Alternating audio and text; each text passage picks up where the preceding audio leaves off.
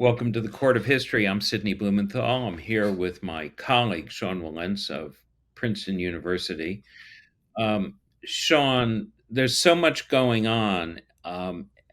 We're at the end of a fire hose, and yet people really need to understand that case by case, this has deep historical roots as well.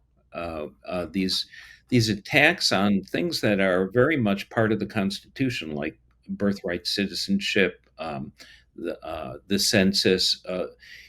Even this latest effort at gerrymandering in Texas, which is rooted in a recent Supreme Court decision. What do Well, you think? yeah. Sure. Just on the issue of voting rights alone. It's been a process. It's been a war of attrition, if you will. Going back to lots of things, but trying to get basically to gut the Voting Rights Act of 1965. So that's already an historical question. But then the Voting Rights Act, and I think it's actually in the Voting Rights Act, was meant as a supplement to the 15th Amendment. So we're really talking about things going all the way back to Reconstruction, the Civil War, rights that were guaranteed that hundreds of thousands of men and women, in some cases, died for in the Civil War to secure these rights. First, abolition of slavery, but then the rights that were attendant upon that. That's all. That's all part of the history of what's going on here. In no uncertain terms. Yeah. Well, Ulysses Grant, when he became president, referred to the Civil War amendments as the results of the war. That's right. That's what people died and sacrificed for. That was the new birth of freedom. Are those three amendments in the Constitution, and they are not simply amendments; they are the Constitution. And we have someone here who really can illuminate for us the background and the past and the present. And that is someone we're very honored to have with us today, Sherrilyn Ifill, the Vernon Jordan Endowed Chair in Civil Rights at Howard University. She's a law professor.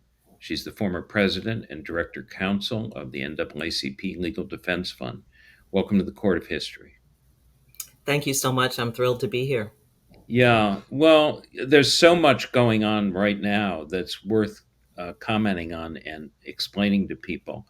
We're in the middle of this gerrymander case, which is based on the 2019 Supreme Court case, where the Supreme Court literally threw up its hands on purpose to open the door to partisan gerrymandering on the part of the Republicans and led to North Carolina gerrymandering so that today, if they had not done so, the House would be Democratic and we would not be where we are with Trump.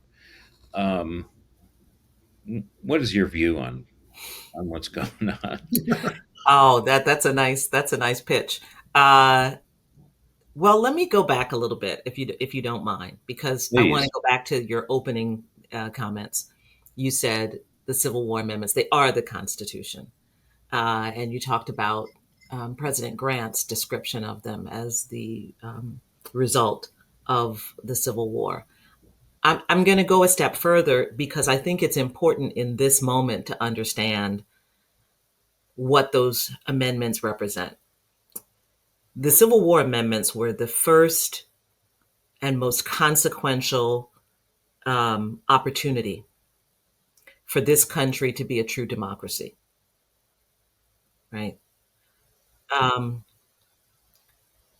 the original Constitution, as we know, um, those founders, the founders that we often talk about, the men in the tricorn hats, the Hamiltons, the Jeffersons, the Madisons, as they wrestled with this question of how to put this nation together, punted the ball.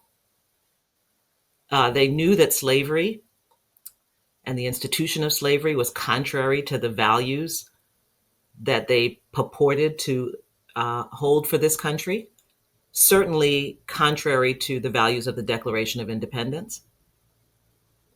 And in order to complete the job, they engaged in a series of compromises with morality, compromises on race, compromise with the identity, the national identity of this country. We see those compromises in, of course, Article 1, the Three-Fifths Compromise, the decision to allow the South to count enslaved people as three-fifths of a person. Um, we see it in the decision to allow the slave trade, which they delicately call the importation of persons, to continue until 1808. And that's important to understand. That's our first constitution, right? To the extent we think about equality and equal justice being a part of our national identity, that does not come from our first constitution. That shows up for the first time in the 14th Amendment, which is the first time the concept of equality between people is expressed in our Constitution. And the reason it's so significant is because it is that language in the 14th Amendment, the equal protection of laws, that reaches back over the first Constitution to pull that language that many people, I think is in the first Constitution, but actually is in the Declaration of Independence. We hold these truths to be self-evident, that all men are created equal. And it's the 14th Amendment that reaches back over the compromises of the first Constitution to pull that promise into our foundational document. In that sense, it's so significant when Thaddeus Stevens calls it the blueprint for a new nation. That is essentially what it is. And because we have done such a poor job of educating Americans about the fact that we were refounded after the Civil War, that there was a second founding, it becomes easy for people to kind of skip over the significance of those amendments that Grant described, or that you described as the Constitution. The 13th Amendment ends slavery.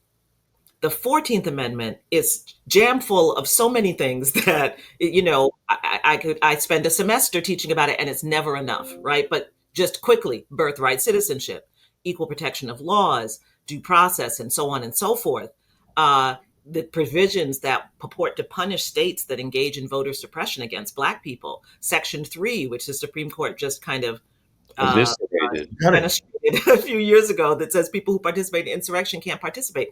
But the most important part, and the part that I think is so controversial, is the giving of power to Congress to enforce the amendment. And the same in the 15th Amendment, which does not include an affirmative right to vote, but says that you cannot deny the right to vote based on race or color.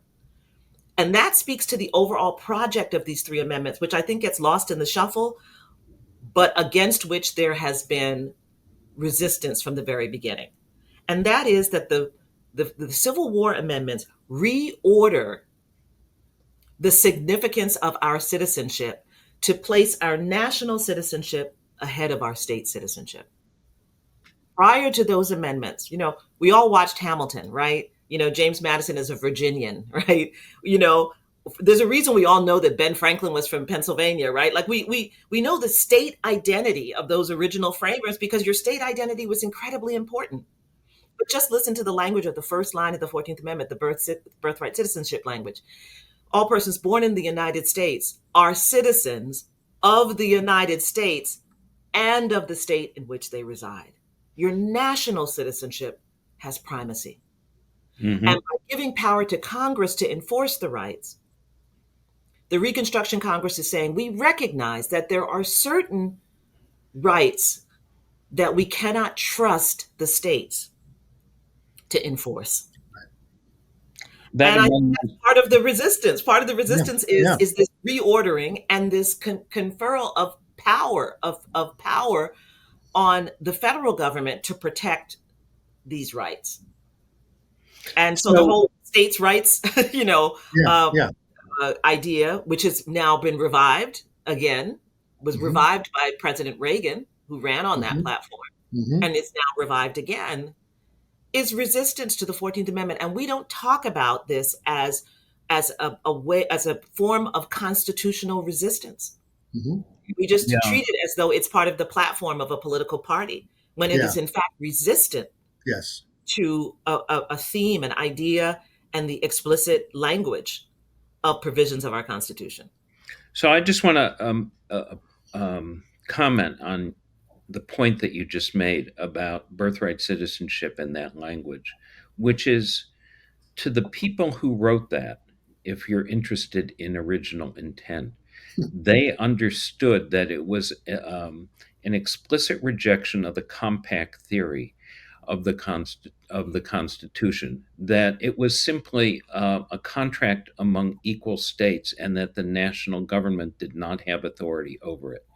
Lincoln um, spoke about this often for years. And it is what he meant when he said, of the people, by the people, and for the people. Mm-hmm. He meant that. That was the new birth of freedom. And it was a constitutional idea. And it was enacted in the 14th Amendment, right there where you point this out. And as you also point out, um, this states' rights idea, which was, early developed from the very beginning, and taken up and formulated by John C. Calhoun, as a justification for slavery, of using states' rights, has, is like it's like the Walking Dead that comes to attack us. Yeah, yeah. And it came back, to In the do any 50s. reconstruction, and then to attack the whole civil rights movement Hmm. through what was called interposition. And and now we're back again. We're back Yeah. in the same struggle. Hmm. Yeah, and I think, so one of the things you didn't mention in the intro is that, so I launched the 14th Amendment Center for Law and Democracy at Howard in the Yeah, spring, in March. And I've been thinking about doing this for a decade, really, to be honest, in part because if you're a civil rights lawyer, the 14th Amendment is your stock and trade, sometimes the 13th, often the 15th. I've been a voting rights lawyer since 1988, so for sure. Uh, but it's so interesting that there's a whole national dialogue that kind of glosses over, right, the constitutional grounding of the concept of equality, right? Of the opposition to voter suppression. The conversation so often is about, racism and people's feelings and colorblindness, and we should talk about colorblindness, and just sidesteps the very powerful language and the powerful stance taken by the Reconstruction Congress, and that these three amendments take in the formation of our country.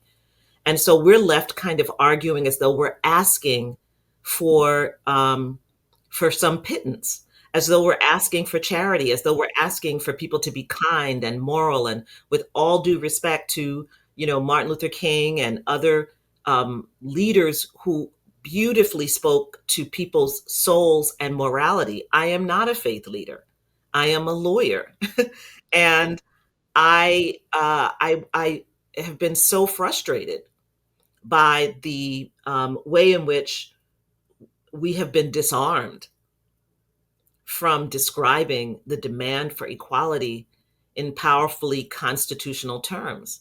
And so I started the center from the premise of I talked about this in a film a few years ago, that if you see a guy in the line and waiting to order in McDonald's, and he's got a long gun on his back, and you ask him, why do you need this AK-47 or AR-15 to get a quarter pounder, he's going to say, because it's my Second Amendment right. He's going to speak in constitutional terms. We have all these conversations about the First Amendment. People are often wrong about the First Amendment. Elon is wrong about the First Amendment. Zuckerberg's wrong about the First Amendment. But people feel comfortable, right, talking about having First Amendment rights.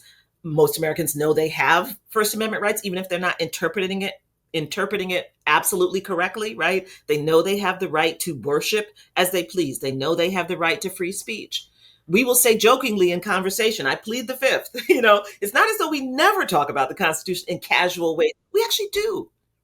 But we almost never talk about the concepts of equality and anti-discrimination and equal justice. We don't see a police officer beating up somebody on the street and say he's violating his 14th Amendment rights. That's just not the language of media. That's not the language of American conversation.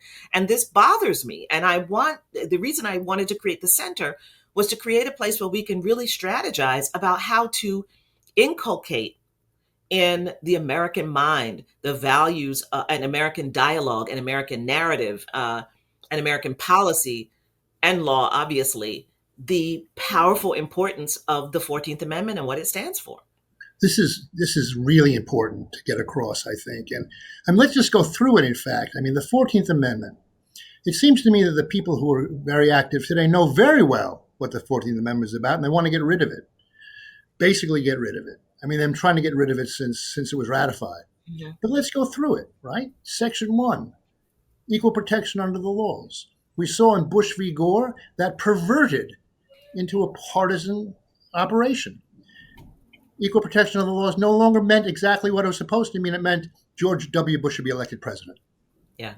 Section that's 2, that's the thing about the 14th Amendment is that it is so cynically used. It can be Yes. fleeced for purposes that, that people wish, that are contrary to the original purposes. So you're right. They do, on one hand, I think people know about equal protection, but I honestly believe that not one justice on that United States Supreme Court, save for Ketanji Brown Jackson, had ever fully read the 14th Amendment before they had to deal with it. For example, the Section 3 insurrection case. I don't think they ever read Section 3 before. I don't think most justices, I know most law students haven't read Section 2.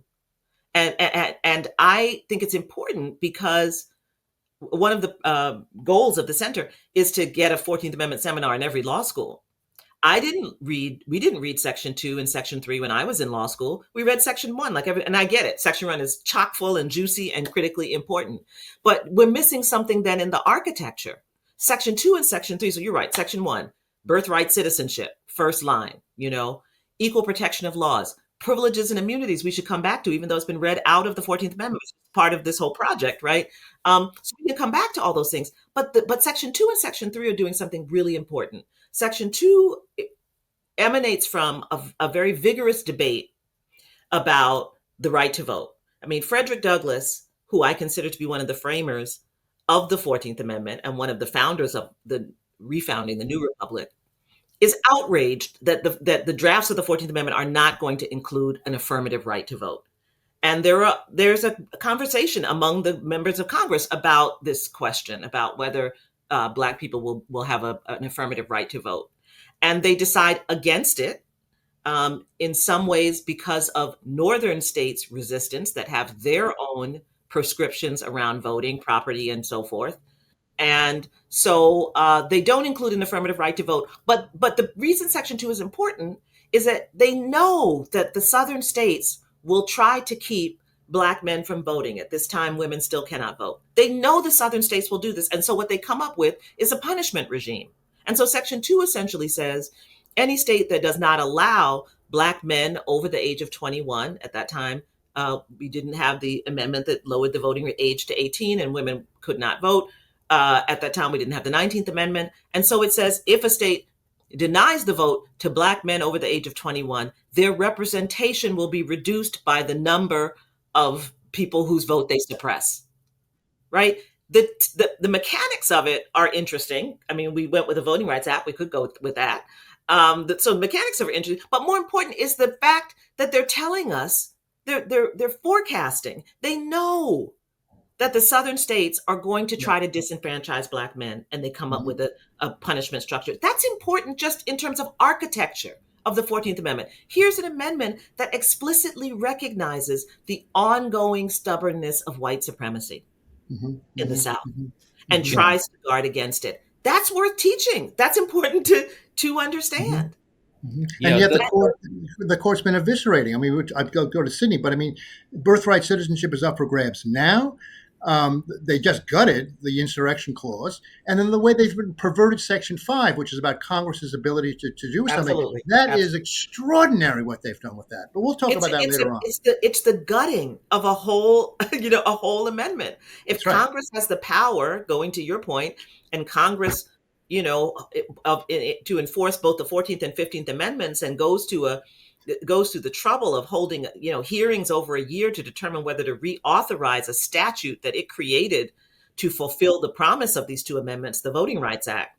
and they do a set of hearings, and they have 90 witnesses and tens of thousands of pages of material, and they determine that indeed the conditions in terms of voter suppression and access to voting and having that ballot count in the states that they chose to intensify their scrutiny of is still warranted, so that they reauthorize the Voting Rights Act in 2006, then how can the Supreme Court come and say, no, we think that racism is over, and we think this Yeah. unfairly brands Yeah, these unbelievable. states? It's astonishing.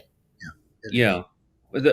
So, 2 points that I'd like to make. One, to underscore what you said, which is that the framers of the 14th Amendment understood that each section of it connected to the whole, and it was a reflection of the people who wrote this had lived through the Civil War. It was their experience. They were practical politicians, and they knew what was up. They were great realists, and they knew what was required in order to do this. So each section is connected, Yes, including Section 3, which the for sure. court last year eviscerated in the Anderson case involving the state of Colorado to disqualify Donald Trump from the ballot, because they understood how secession had happened. And they understood that it was a series of insurrections in the states, of coups d'etats, in order to create the Confederacy and try and destroy the Union. So there's a whole historical understanding beneath all these words. Um, Can I go? and Can I go a step further on that historical understanding? Because you're talking about please, before the Civil War, and I will go a step further and say these amendments were not written in a vacuum. They were written with some right. data, right? Yeah, And you've got Andrew Johnson sending his friend Right. Carl Schurz down south to Yeah. investigate the conditions that are existing right, down south. He expects a good report, because Andrew Johnson is saying, let's just let right, the southern states back in. They don't need loyalty tests and so forth. And Schurz comes back, and I write about this. There's two things he finds that are very stubborn. This is after the war. One is the white supremacist ideology, the belief that Black people must be subject to white people. He talks about the insistence on physical intimidation and whipping, and he's kind of alarmed by it. And the second thing he's alarmed by is what is the spirit of insurrection, Yep. is what he calls the spirit of the traitor, what Frederick Douglass calls the spirit of the traitor. And he Yep. says that they don't even seem concerned. It doesn't seem to bother them. They have no worries about treason, right? well, So yeah, this is after the war, right? So he knows it's Yes. still what you're describing is still there. It's still existing in these states that Schurz is traveling through. If I can interject for one quick second, it reminds me that Chief Justice John Roberts is sort of the Andrew Johnson of our time, insofar as he said Yeah, there's no racism, and Andrew Johnson is saying there's no more racism. It's yeah, just 150 years later. But anyway, yeah. go ahead. yeah. Well, my other point, which I'd like you to address, Hmm. is that at the same time that the people who wrote that amendment after the Civil War, Yeah. understanding what the war was about, Hmm. um, um, today the neo-Confederate, white supremacist counter-revolution against that we're dealing with right now, which is crystallized into Trumpism, but is also present in the court, um, also takes that amendment and the other Civil War amendments as their program to undo, Hmm. and they have these amendments give them their objectives of what they need to do to reach them, which is to um, eviscerate, undo, destroy this essential part of the Constitution that has made us a democracy. Yeah, that's a very heavy and sober observation, and absolutely true. And the reason why it is sober is because there's been so much success. And it's been building for a while. If we took, I liken this to the period following Reconstruction, in which you had during Reconstruction this incredible promise of what these amendments could do, uh, and within 30 years it's over. And I feel kind of that way about the civil rights movement, which is yet another founding, right? But it is an effort to try to now make to make the 14th Amendment and the 15th Amendment true and the 13th Amendment true, right? Is to try to revive this. And but it's met, as with tremendous resistance, and that resistance really has not abated. It has shapeshifted. There was a period it went underground into think tanks and other places of strategy, but it never actually dissipated. And so this feels the same way, uh, in that I always say there were three things that undid Reconstruction, and those three things I think are present today. One was violence, the ongoing, relentless pressure of violence um, has to be counted as its own factor. And when you read, the Ku Klux Klan hearings, and you realize how the kind of terror under which Black people were living, then you understand how powerful the role of violence was. The second thing was congressional inaction. After the Civil Rights Act of 1875, Congress doesn't pass another civil rights statute until the Civil Rights Act of 1957. They won't pass anti-lynching legislation. So Congress that is, moving and grooving, right upon Reconstruction, and understands the need to pass the Ku Klux Klan Act, pushed by President Grant for sure. Once the Civil Rights Act of 1875 is struck down, we don't hear from Congress again until 1957, where we're now post-Brown and the civil rights movement is beginning. The third is the Supreme Court, right? And if we just look at the four cases between 1873 and 1896 that take that big chunk out of the 14th Amendment, right?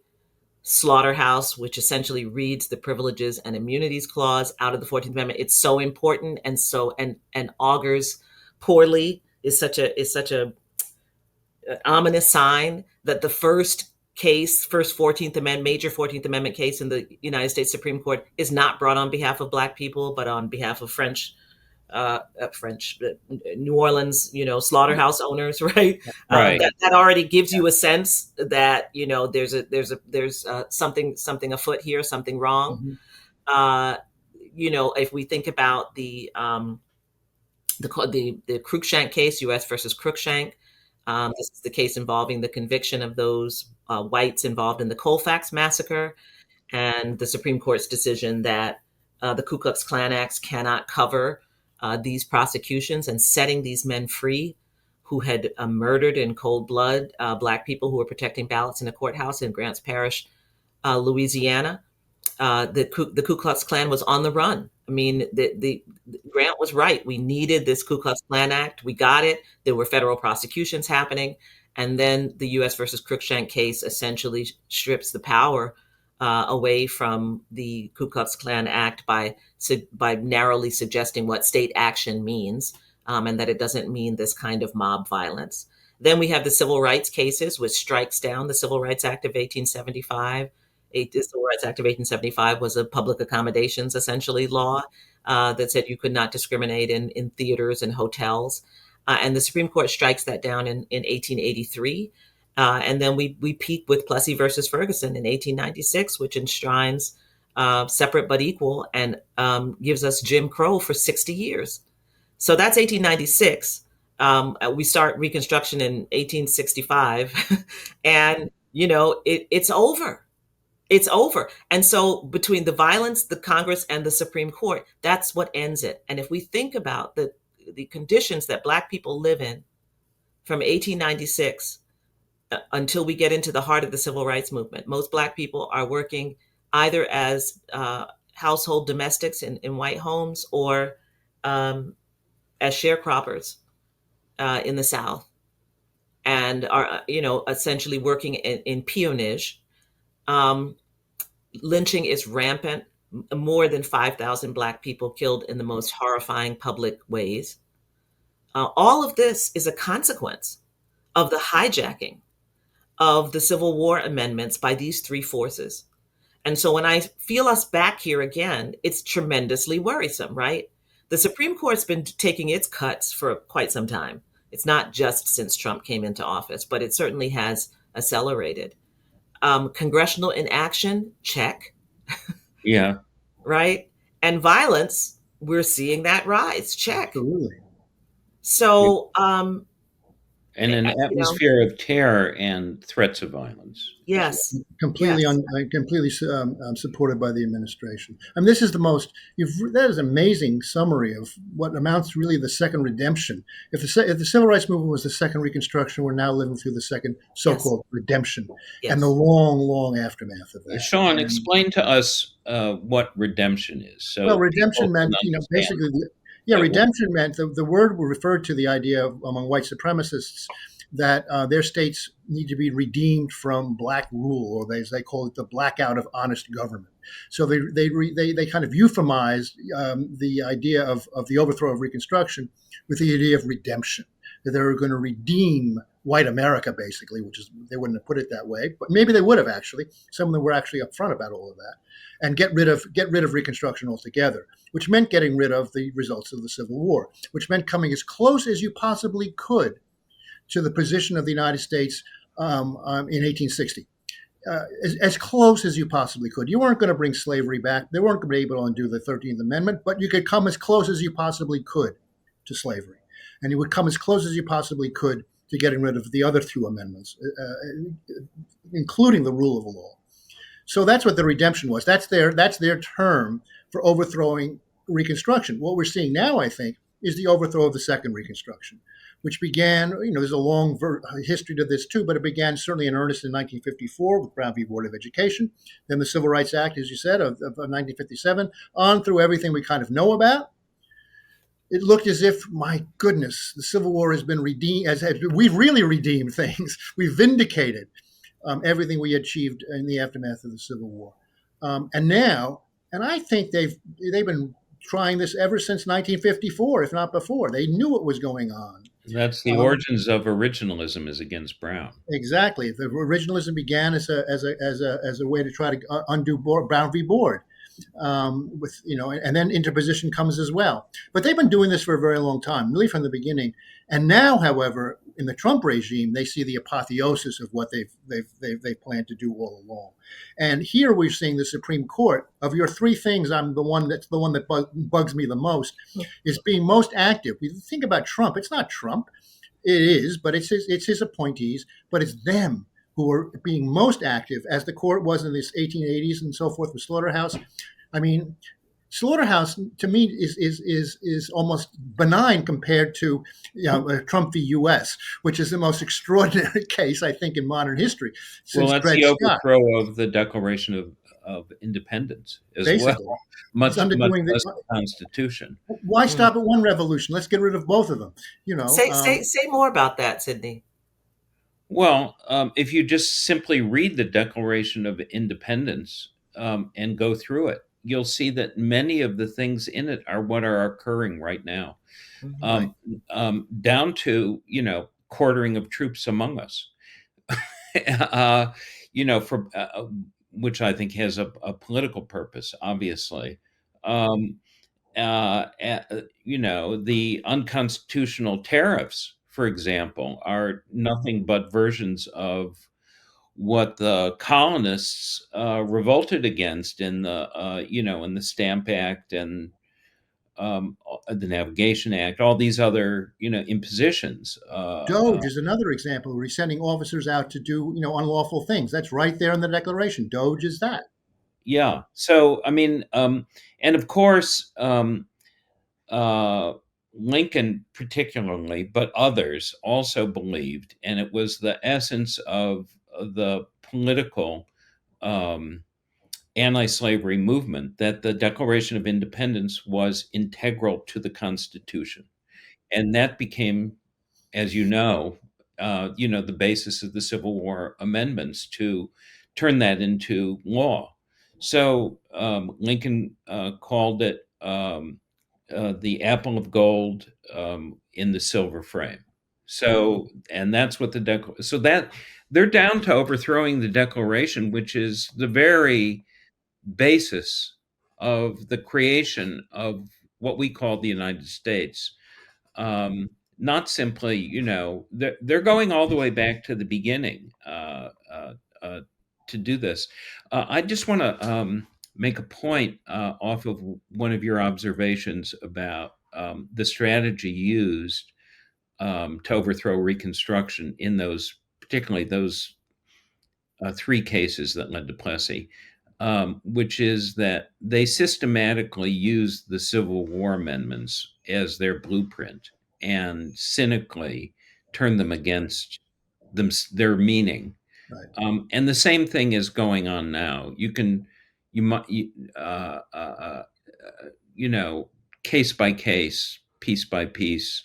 I guess you can go back to Bush v. Gore or even before, but now it's reaching a crescendo. I think the concept of reverse discrimination is Sure. another. Mhm. I mean, the whole concept of it's basically turning on its head the intentions of the 14th Amendment. That now you can't remedy this thing. You can't. It essentially doesn't matter. Because you can't remedy it. Because if you remedy it, then that's a form of discrimination. Hold on. Yeah. So we see it. Let's talk about this for a minute, for a bit. Is the entire assault on birthright citizenship, and let's unpack that, if you Yes. would, Yes. including Trump's executive order and his proposal to reopen the census and what that means. Oh, goodness. If you would. Well, so first of all, just as a matter of architecture, the idea that a president would issue an executive order that would overturn the words of a constitutional amendment is as close as it gets to an abuse of power, if ever there was one. And it wouldn't matter so much if it were simply laughed off. But it wasn't. And the Supreme Court has kept it alive. And that's what makes it so horrifying. So President Trump purports to change the meaning of birthright citizenship and to suggest that those children who are born in the United States, who do not have at least one parent who is a lawful permanent resident or citizen, is not entitled to birthright citizenship. This is contrary not only to the 14th Amendment's explicit words, but to the Supreme Court's interpretation of those words in the Wong Kim Ark case in 1898. And it's kind of shocking that, every district court who has heard the case has ruled in favor of the plaintiffs and said Trump can't do this. But the Supreme Court has kept this going. They've kept it going on the theory first of the nationwide injunction. We will see what happens with now that there's a class action that's certified. But the idea that they would even keep this alive feels very Reconstruction Congress-like, and actually is incredibly damaging and quite appalling. The framers of the 14th Amendment understood that birthright citizenship would be extended to migrants. Trump likes to say, what did he say at his last press conference about this? That it was designed for the babies of slaves. He just likes saying the word slaves a lot. Nobody was talking about babies at the time of birthright citizenship. It was designed to ensure that Black people would be full citizens. And it was designed to reverse the Dred Scott decision, in which the Supreme Court had determined, led by Chief Justice Roger Taney, that Black people not only were not citizens of this country or of states, but could not be citizens. So not only were enslaved people not citizens, but even free Black people were rendered stateless by the Dred Scott decision.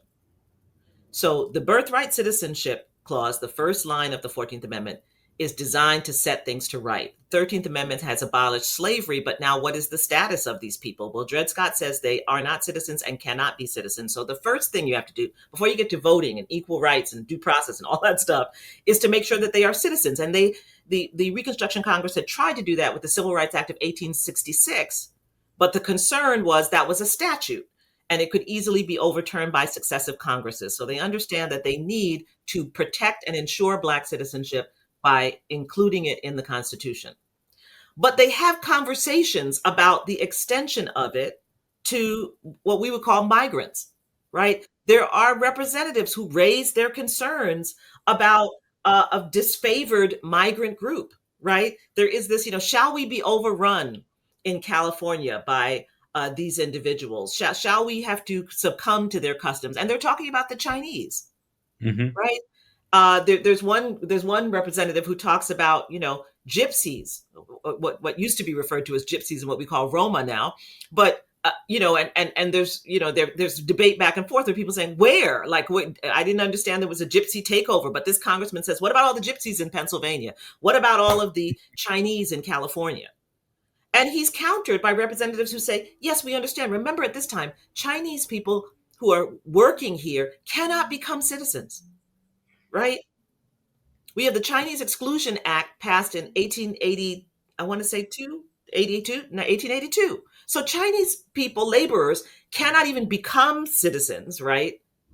And they are the disfavored group. We see this later in Plessy, in the conversation about colorblindness that, says there's a group of people so different from us. So there's this longstanding resistance to the Chinese being citizens. But in this debate about birthright citizenship, you have people raising this, and they are countered by other members of the Congress who say, what we are saying is, we understand that the laborers are not citizens, but if they have a child who is born here, that the children of laborers born here will be citizens. So they know what they're doing. It's no different than the way Trump is attempting to talk about Latino immigrants who are the children of people who are undocumented, but who are working here. No different. Then with regard to the census, then first of all, I should say we have the Won Kim Ark case in 1898, in which you actually have a child who's born here of Chinese laborers. And the question is whether he is a citizen, and the Supreme Court is definitive. Now, the language that they're hanging this on is this language in the 14th Amendment, that first sentence, birthright citizenship, all persons born in the United States are citizens of the United States, all persons born in the United States and subject to the jurisdiction thereof are citizens of the United States and of the state in which they reside. And in the Won Kim Ark case, they're hanging their hat on that language, subject to the jurisdiction thereof, right? And that perhaps this young man is not subject to the jurisdiction of the United States simply by virtue of being born here, because his parents are foreign nationals who are subject to the jurisdiction of China. And Trump is reviving this same argument. And it's made very clear to the Supreme Court at that time that subject to the jurisdiction thereof meant, number one, the children of diplomats, because diplomats are, if you know anything about diplomatic immunity, they are subject to the jurisdiction of their sovereign of their country, which is why they cannot be subject to the jurisdiction of U.S. law. And the children of prisoners of war who are held here on U.S. soil. And even though there's a provision about, Indians not taxed, there is a concern about Indians and Native Americans, we would say, and not wanting to abridge, because there are many Native Americans who don't want U.S. citizenship. They're members of their tribe, and they don't want this 14th Amendment language to in any way be used to upend their tribal sovereignty, right? That's really what it's about. It's not about anything else. And the Supreme Court affirms this in 1898 in Won Kim Ark. Now we have Trump deciding that he's going to redo the census. So first of all, the census is actually a constitutional requirement. It happens every 10 years. Every 10 years, we count the number of people in the country for purposes of apportionment.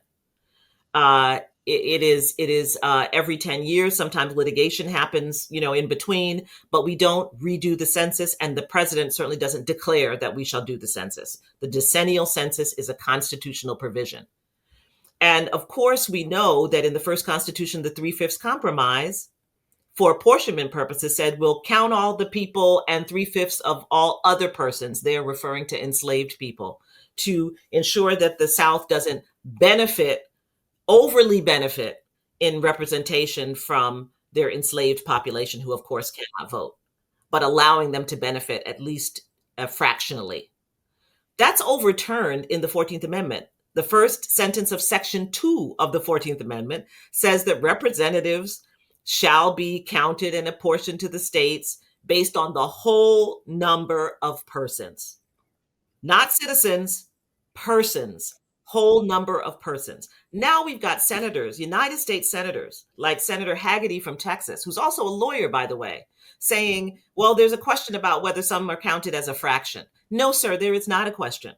Read Section 2 of the 14th Amendment. But this is where we are. This is how much, to go back to where I started, the 14th Amendment has been so effectively obscured that a United States senator can say something that on its face preposterous, right? And not be laughed out of the room. Because so many Americans don't know what the 14th Amendment did, don't know its significance. And so they can seed the environment and the atmosphere with these ideas that are otherwise blatantly unconstitutional. I wrote about this, gosh, maybe 10 or 20 years ago. In 2010, I wrote about, treating birthright citizenship as though it's policy.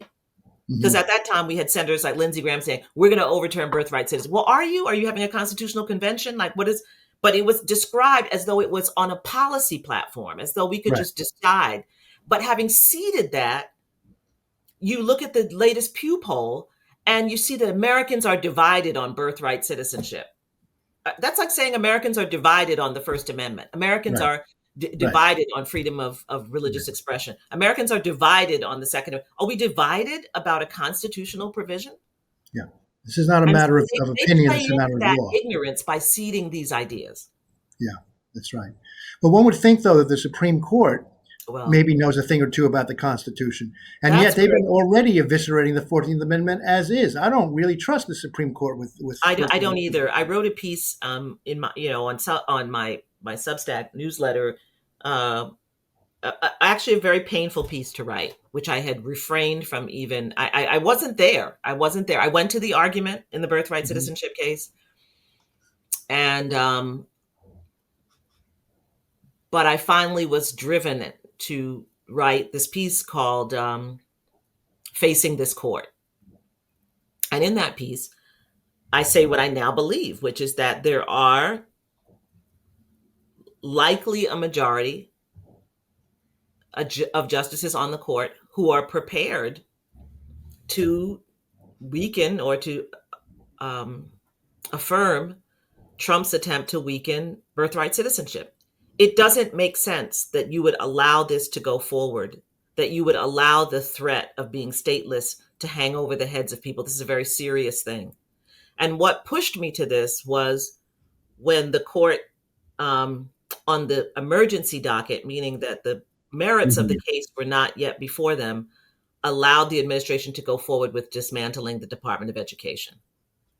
Because there's no question that a federal agency created by Congress can only be dismantled by Congress. And the fact that the court would, on the emergency docket, not with the merits before them, I mean, you're not going to be able to get the department back if on the merits it's determined that Trump does not have the power to dismantle the Department of Education. So it's pretty cynical on the emergency docket to allow it to go forward unless you believe that Trump is likely to succeed on the merits.